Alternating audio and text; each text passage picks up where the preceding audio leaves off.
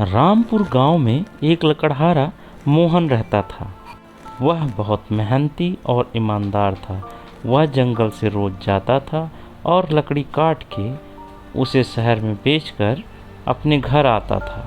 एक दिन जब वह शहर से लौट रहा था तो उसे गांव के मुखिया मिलते हैं और कहते हैं, क्यों भाई मोहन, इस समय तुम बहुत पैसे कमा रहे हो।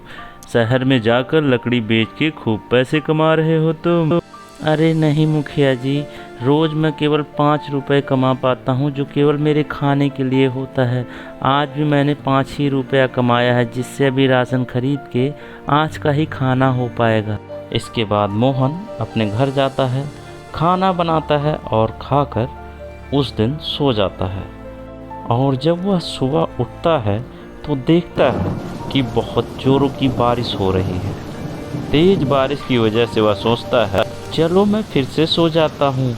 जब बारिश बंद होगी तब जंगल जाकर लकड़ी काट कर लाऊंगा। यह कहकर वह दोबारा सो जाता है। वह जब अगले दिन सोकर उठता है और देखता है कि बारिश बंद नहीं हुई है, तब वह परेशान हो जाता है। वह सोचता है, अब मैं क्या करूं और मैं क्या खाऊं, मेरे घर में तो अनाज के दाने भी नहीं, मैं क्या करूं।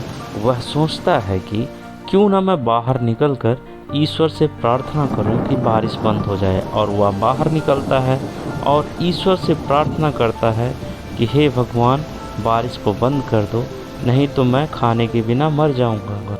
ईश्वर से प्रार्थना करने के बाद वह दोबारा जाकर सो जाता है। और जब वह तीसरे दिन सोकर उठता है तो देखता है कि बारिश बंद हो गई है। मोहन बहुत खुश हो जाता है और वह सोचता है कि अब मैं जाऊंगा जंगल में लकड़ी काट कर शहर में बेचकर आऊंगा।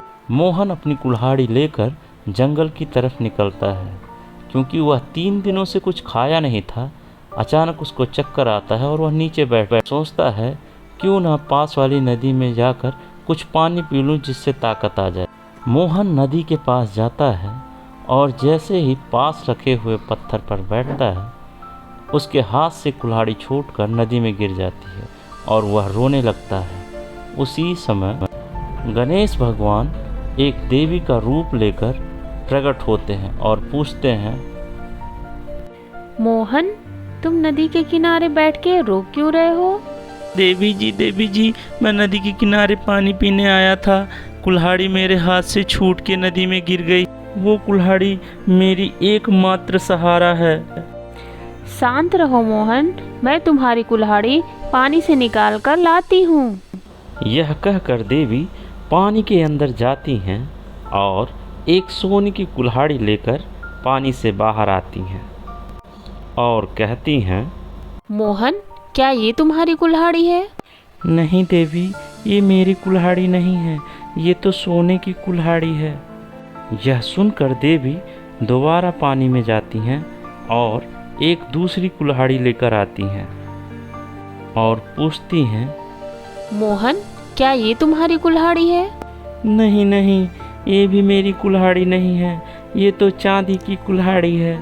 ठीक है मोहन, तुम परेशान मत हो, मैं तुम्हारी कुल्हाड़ी ढूंढ कर लाती हूँ।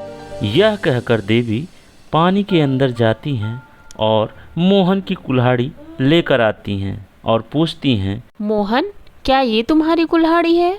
हाँ देवी, यही मेरी कुल्हाड़ी है, ये मुझे दे दीजिए।